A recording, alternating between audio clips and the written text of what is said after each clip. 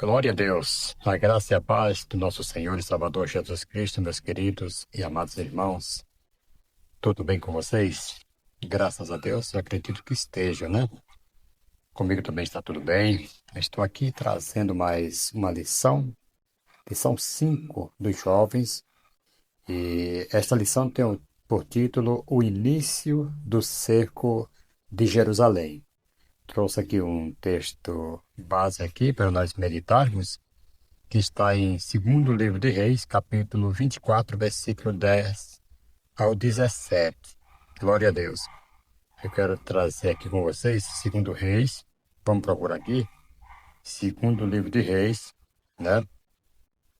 Se vocês quiserem aí abrir as vossas Bíblias também, fiquem à vontade, certo? Glória a Deus. Segundo livro de Reis, capítulo 24, versículo 10 ao 17.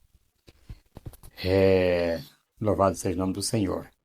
Mas, queridos, em primeiro lugar, quero pedir que vocês, que estão chegando pela primeira vez, já se inscreva no canal, deixa aí o seu like, seu joinha, seu comentário. Isso é muito importante para o nosso crescimento aqui na plataforma aqui do YouTube, né?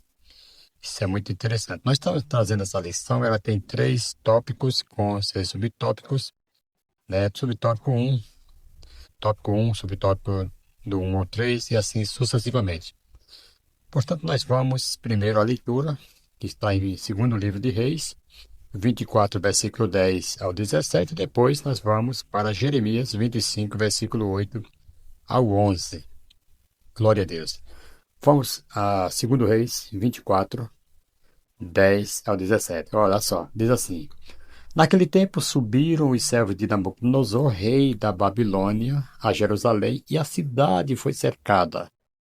Nabucodonosor, rei da Babilônia, veio à cidade quando os seus servos a sitiavam. Então subiu Joaquim, rei de Judá, e a encontrar-se com o rei da Babilônia. Ele, sua mãe, seus servos, seus príncipes e seus oficiais. E o rei da Babilônia, no 8º ano do reinado, o levou cativo. Levou dali todos os tesouros da casa do Senhor e os tesouros da casa do rei. E, segundo tinha dito o Senhor, cortou em pedaços todos os utensílios de ouro que fizera Salomão, rei de Israel, para o templo do Senhor.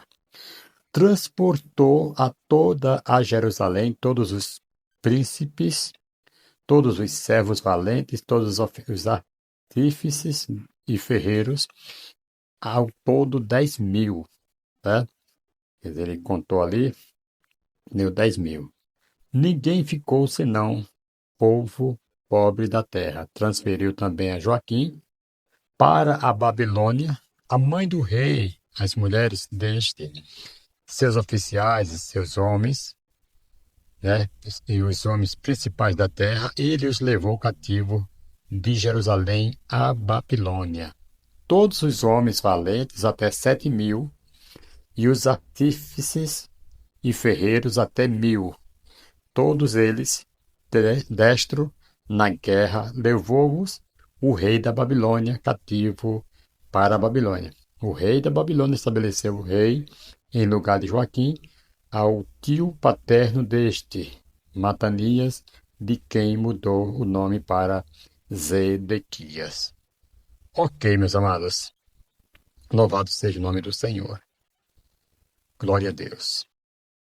Irmãos, nós estamos vendo aqui esta maravilhosa referência que vamos tratar aqui sobre o início do cerco de Jerusalém. Agora nós vamos lá para Jeremias, capítulo 25, versículo 8 ao 11, né?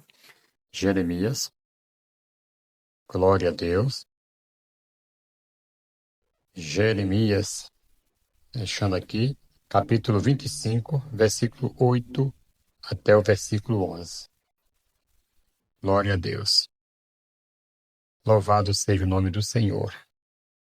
Vamos lá, diz assim, olha. Portanto, assim diz o Senhor dos Exércitos, visto que não escutaste as minhas palavras, eis que mandarei buscar todas as tribos do norte, diz o Senhor, como também a Nabucodonosor, rei da Babilônia, meu servo, e os trarei contra esta terra, contra os seus moradores e contra todas estas nações em redor, e os destruirei totalmente, e os porei por objeto de espanto e de assobio e de ruínas perpétuas.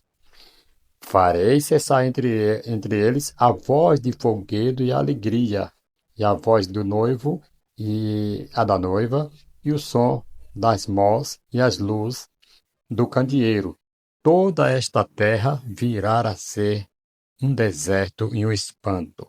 Estas nações servirão ao rei da Babilônia 70 anos. Irmãos, tudo isto que o Senhor está aqui prometendo fazer contra essas terras, contra este país, é justamente porque ele deixou de ouvir as palavras do Senhor. E eu falo aqui que é muito interessante, muito importante que a gente observe os mandamentos do Senhor para que nós tenhamos sucesso, que nós tenhamos vida, para que nós vivemos em paz. Vamos aqui ao tópico 1, conhecendo a história. E o seu subtópico 1 diz assim, informações históricas. Irmãos, o cerco de Jerusalém ele foi um marco doloroso na história de Judá.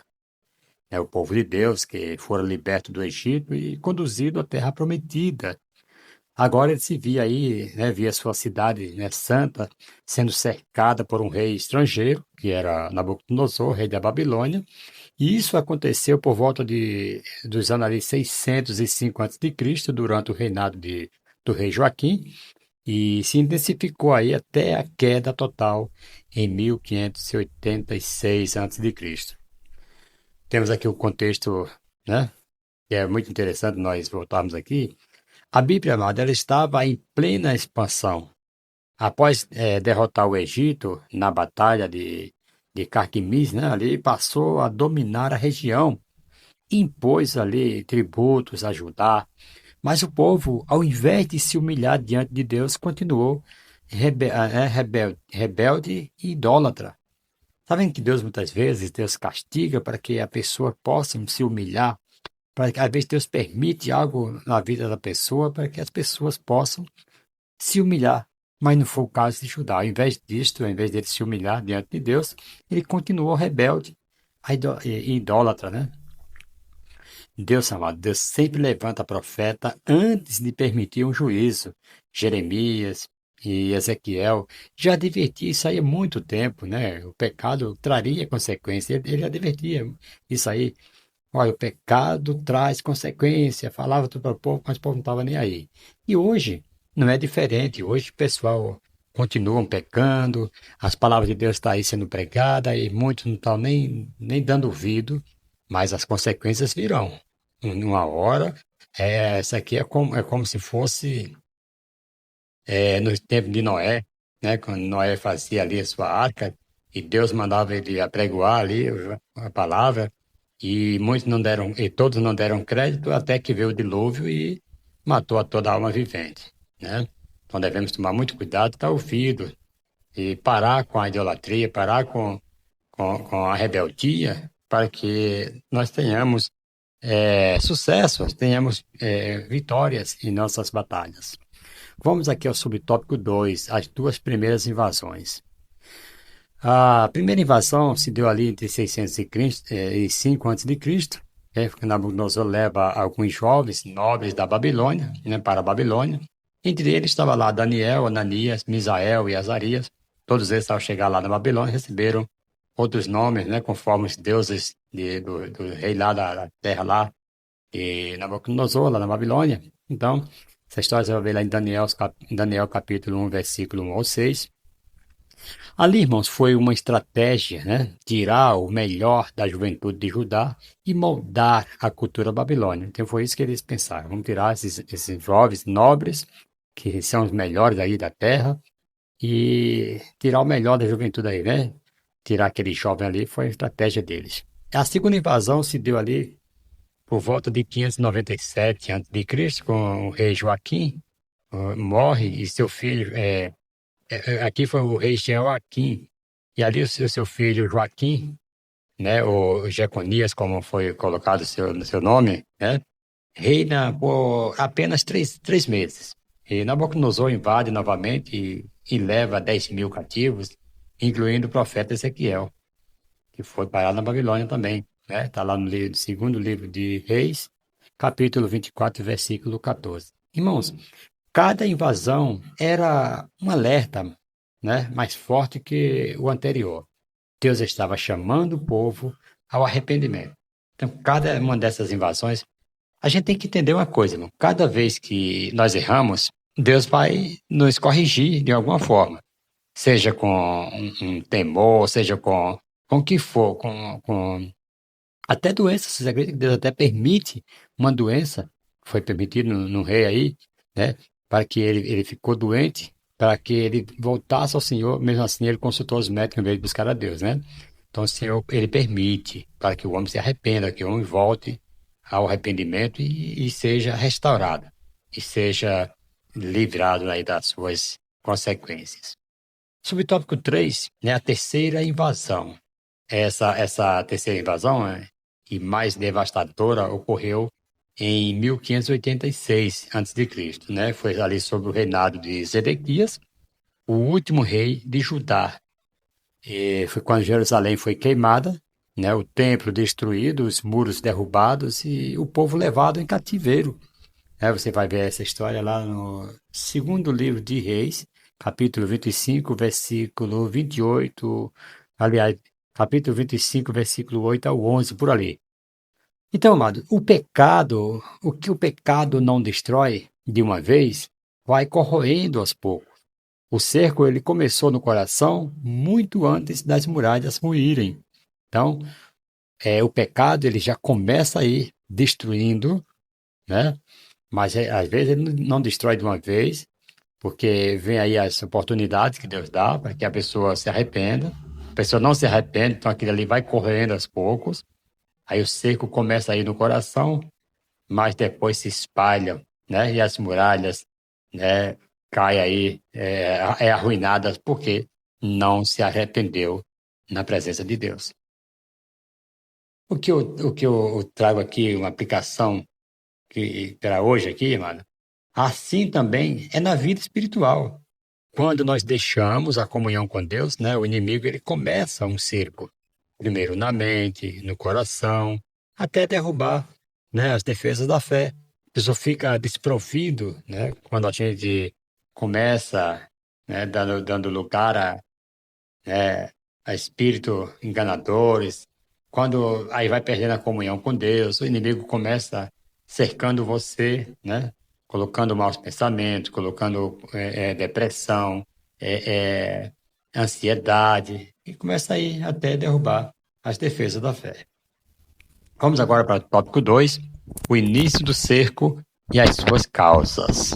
Vamos ver aqui quais foram as causas, né, quando começou, e as causas, né, do cerco ali desta invasão. Subtópico 1 do tópico 2, começou ali, doença sem remédio. Subtópico 1, doença sem remédio. Jeremias, amado, comparou a situação espiritual do povo a uma ferida incurável, né? Você pode ler lá em Jeremias capítulo 30, versículo 12 e o 13. O pecado havia se tornado crônico, né? Então o povo ouvia a palavra, mas não obedecia. O coração obstinado, o coração endurecido, né? E não obedecia à palavra de Deus. Queridos, não há cura para quem não reconhece a doença. Você acredita nisso? Não há cura para quem não reconhece a doença. Quando o orgulho domina, o arrependimento se torna distante, sabia disso? Quando o coração é orgulhoso, tal, então se torna distante aí o arrependimento na vida do ser humano. Hoje, muitos jovens, eles querem livramento sem arrependimento, bênção sem mudança, vitória sem santidade, mas Deus trata primeiro a alma, depois o ambiente, certo? Se você quer livramento, tem que se arrepender. seus pecados. Se você quer bênção, tem que haver mudança. Ah, mas como assim? Deus, as bênçãos materiais, elas são condicionais, né? Paulo fala lá em 2 Coríntios 7, ora, amados, tendo tais promessas, purifiquemo-nos, quer dizer, tem que ter uma mudança, purifiquemo-nos de toda imundice, tanto da carne como da alma e do espírito, temos que haver mudança, tem que haver uma purificação. Se você quer vitória, tem que ter santidade, não tem essa, né? Deus trata, amado, primeiro a alma e depois Deus trata o ambiente. Vamos aqui ao segundo subtópico desse tópico 2. Boa ação, más intenções. O rei Ezequias, né? O rei Zedequias, aliás, aparentava fazer o bem. Ouvia Jeremias, mas não obedecia. Olha só que sujeito. Ele, né, parecia fazer bem. O rei Zedequias ouvia o profeta, mas não obedecia. Tentava agradar a todos, né? Ao povo, aos príncipes e ao rei da Babilônia, né? Qual foi o resultado? Ele perdeu tudo. Zedequias perdeu tudo. Nem toda boa aparência, querido, vem de um coração sincero, sabia? Nem toda, eu vou repetir isso porque é maravilhoso, nem toda boa aparência vem de um coração sincero. Às vezes você vê a pessoa com boas intenções, com boas aparências, mas às vezes não vem de um coração sincero, né? Então, a obediência parcial, querido, é desobediência disfarçada. Aí, quando você tem eu vou obedecer só até aqui e não sei o que, dar uma boiada de bonzinho, é desobediência disfarçada, mano. Ouça isso no nome de Jesus. Não basta parecer crente, é preciso viver como crente, é preciso viver cheio do Espírito de Deus, certo? Então não basta só parecer que é crente. Ah, eu estou aqui, estou enganando e tal, mas se a Deus você não engana, né? A fé verdadeira é obediente, mesmo quando dói.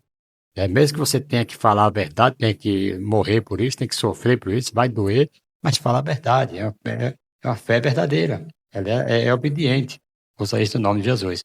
E todos nós andássemos assim, é claro que seríamos diferentes, seríamos melhor, né? Teríamos aí a proteção de Deus, teríamos sempre o socorro do Senhor quando nós clamarmos. Vamos para o subtópico 3. Falta de arrependimento. Queridos, olha, aqui para nós, mas Jeremias pregou por mais de 40 anos. Não foi 40 dias, 40 anos. Mas o povo não se quebrantou. Veja só que coração obstinado, que coração duro, que coração trancafiado para não ouvir a palavra de Deus. Eu conversando com alguém e falando que essa pessoa falou para mim que Deus usava uma irmã para ela, mas ela não sabia que era Deus que estava falando porque estava com a voz de mulher. Mas, gente, peraí. Você mais de 20 anos na igreja e não saber quando Deus está revelando, precisa Deus transformar a voz de uma mulher para falar como uma voz de homem, como Deus. Não conhecer que Deus revela, que Deus mostra, que Deus fala através da palavra. Isso é terrível, né? Então aqui Jeremias pregou 40 anos, né? Por mais de 40 anos, mas o povo não se quebrantou. Eles queriam as bênçãos de Deus, mas não queriam abandonar o pecado. E muitas pessoas assim, querem sua bênção, vai na igreja, né, confiando que vai receber uma promessa, né, que vai receber uma bênção materiais, mas não quer abandonar o pecado.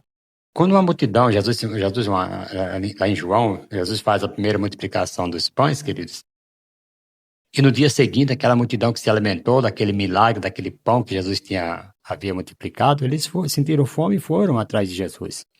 E quando chegam lá, Jesus conhecendo, né, que Jesus é Deus, é onisciente, aí Jesus fala assim, olha, vocês na verdade me buscais não por causa que viste milagres e creste. Então, Jesus opera milagre para que nós também possamos crer nele.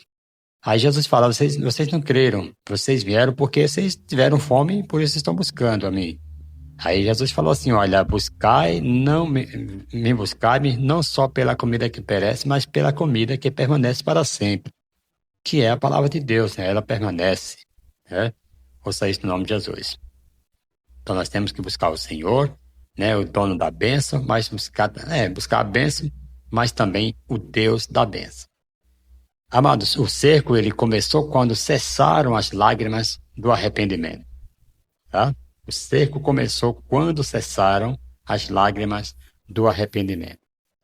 Querido, sabia que Deus prefere um coração arrependido do que um templo cheio de gente indiferente?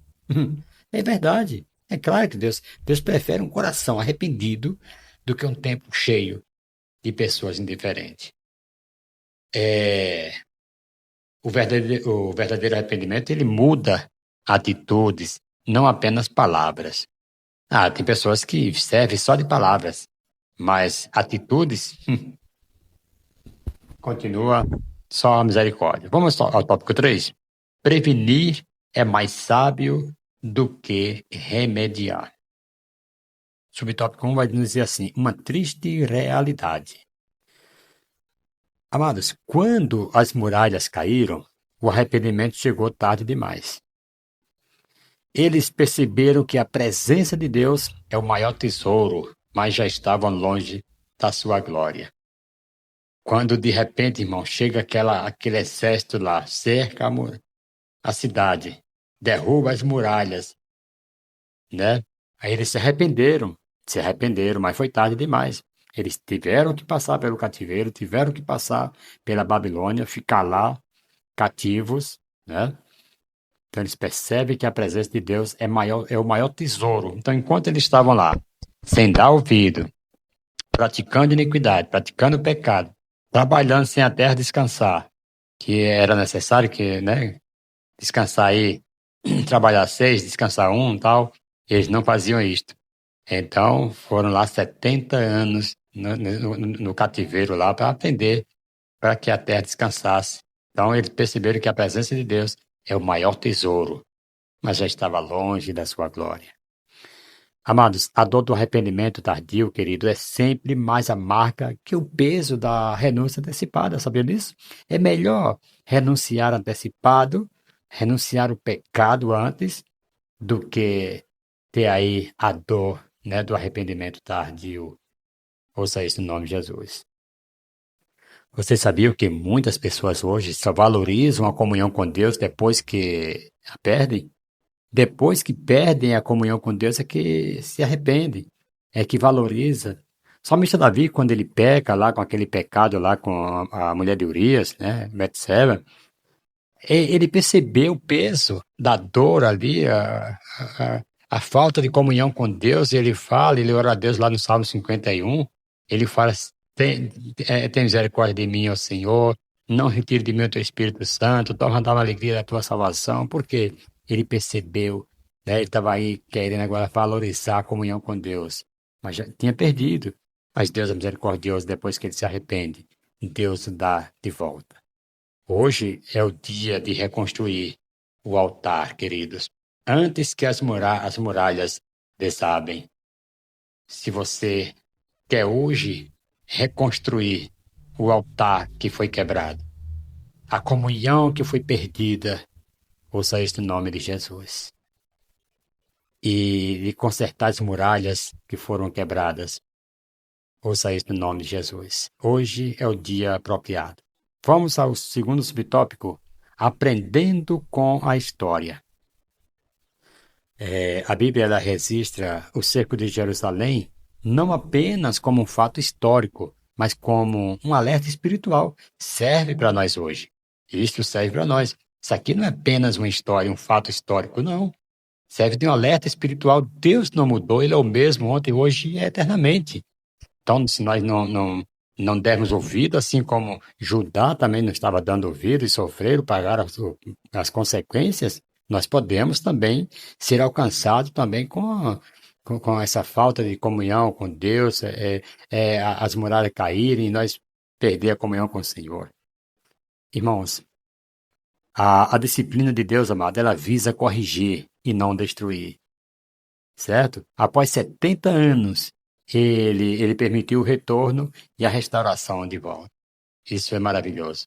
Então, não sei quanto tempo você está passando, quanto tempo vai passar, mas se você não quis se arrepender, se Deus falou e você não quis dar ouvido, saiba, você vai passar por momentos difíceis, assim como Judá passou, como Israel passou, 70 anos lá no cativeiro, mas depois se arrependeram e Deus os restaurou. Tá? Deus permitiu eles retornarem à sua terra, Jerusalém. Quem aprende, amado, com a história evita repeti-la. Tem pessoas que apanham várias vezes e chora e tal. Mas se a pessoa aprendeu com a sua história, com a sua vida, com você ter passando, então evita repetir novamente.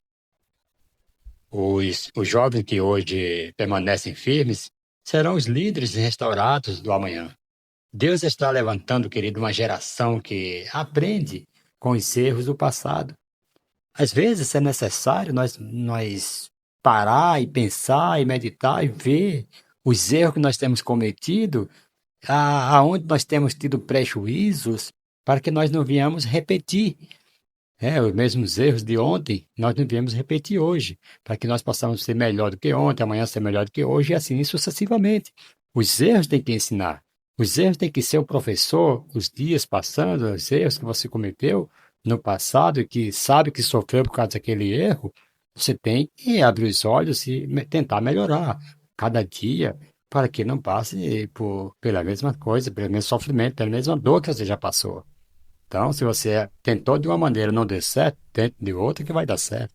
Ouça isso no nome de Jesus.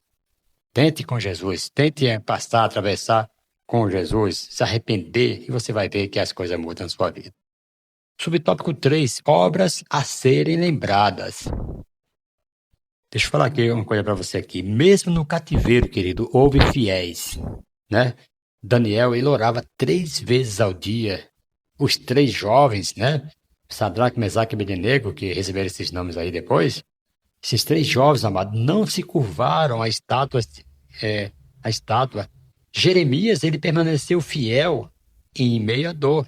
Jeremias foi um profeta da dor, foi um profeta chorão, porque ele sofreu, né? Foi cair no calabouço, Jeremias foi, né, jogado na cisterna, mas ele foi fiel, mesmo na dor.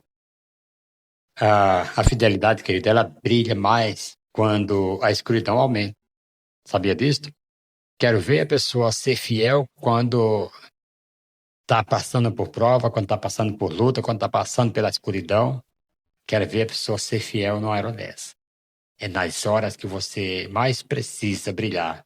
É quando a luta aumenta, quando a fornalha aumenta, assim como fizeram os 3 jovens, Sadraque, Mesaque e Abednego, e Daniel na cova dos leões. Não desistiram, mas brilharam cada vez mais e o poder de Deus se manifestou ali com eles. Louvado seja o nome do Senhor. Amados, as muralhas elas podem cair, mas Deus sempre preserva um remanescente fiel. Amém, amados? Conta-se uma ilustração que o muro, né? O título da ilustração é O Muro e a Goteira. Um homem notou uma pequena goteira no teto de casa, achou que era pouca coisa e não consertou.